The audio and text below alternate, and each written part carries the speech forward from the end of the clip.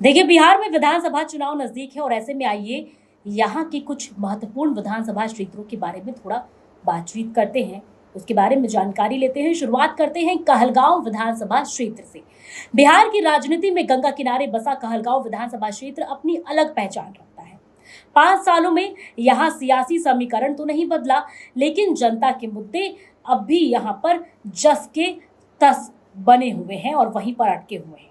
अब 2025 के चुनावी मुकाबलों से पहले कई नए सवाल खड़े हो रहे हैं। सवाल ये कि क्या जनता अब पार्टी से ज्यादा परफॉर्मेंस देखेगी? जनता का मूड इस बार क्या होगा? पहले चुनावी समीकरण के बारे में जानते हैं। 2015 और 2020 के विधानसभा चुनाव में कांग्रेस की अजीत शर्मा ने बाजी मारी। 2020 में उन्होंने बीजेपी के संजय मंडल को हराया और लगातार दूसरी बार यहां पर अपनी सीट बचाई।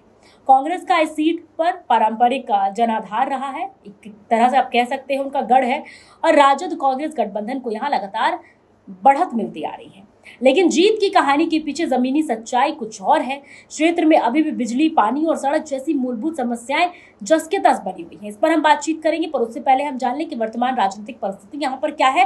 राजद से संभावित प्रत्याशी सुभाष यादव, बासुकी यादव, कांग्रेस से संभावित प्रत्याशी प्रवीण सिंह कुशवाहा, शिवदानी पटेल, प्रदीप सिंह, जनता दल यूनाइटेड से शुभानंद मुकेश, बीजेपी से पवन यादव, चंदन चंद्राकर, ऋषिकांत कुशवाहा, और जबकि एनडीए गठबंधन से यह सीट जदयू के खाते में, जबकि महागठबंधन से कांग्रेस के खाते में यह सीट जाता हुआ नजर आ रहा है।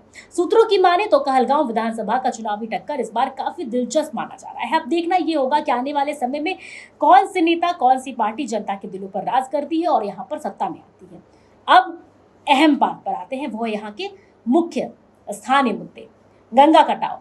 हर साल कई गांव की जमीन नदी में समा जाती है और स्थानीय समाधान की मांग यहाँ पर काफी दिनों से, सालों से, अरसों से अधूरी है।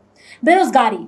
युवाओं के पास ना तो रोजगार है और ना ही स्किल सेंटर। स्वास्थ्य की बात करें तो स्थानीय अस्पताल संसाधनों में की कमी से यहाँ पर जूझा जा रहा है। शिक्षा की बात करें तो यहाँ बच्चे बाहर जाने को मजबूर है पढ़ने को। सड़क, बिजली की स्थिति तो दयनीय है, सड़कें बदहाल हैं और ऐसे में इसकी मांग भी यहाँ पर अधूरी है। जैसे जैसे चुनाव नजदीक आ रहा है, कहलगांव में सियासी हलचल भी तेज हो रही है। बीजेपी इस सीट पर फिर से वापसी की कोशिश में है, जबकि कांग्रेस अपनी 2 बार की जीत को बनाए रखने की तैयारी पूरी तरह से कर रही है, पूरी ताकत झोंक रही है। लेकिन इस बार मुकाबला सिर्फ दलों का नहीं, बल्कि काम और वादों का होने वाला है, क्योंकि जनता इस बार जुमलेबाजी में नहीं आने वाली। जनता इस बार रिपोर्ट कार्ड देखेगी। 2025 में किसके हिस्से आएगी जीत, ये अब रिपोर्ट कार्ड तय करेगा। यानी ना कि आने वाले वादों पर जनता आपकी जाएगी, रिपोर्ट कार्ड पिछले आपके किए गए काम पर ही अब इस क्षेत्र में यहाँ की सत्ता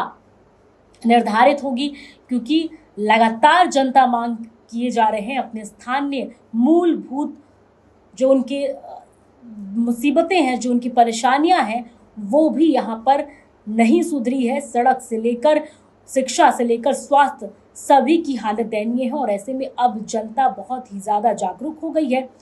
लोगों की माने तो लोगों का कहना है कि इस बार सत्ता उसी की जो यहाँ की स्थिति सुधारे। अब बात वादों पर नहीं, विकास पर हो।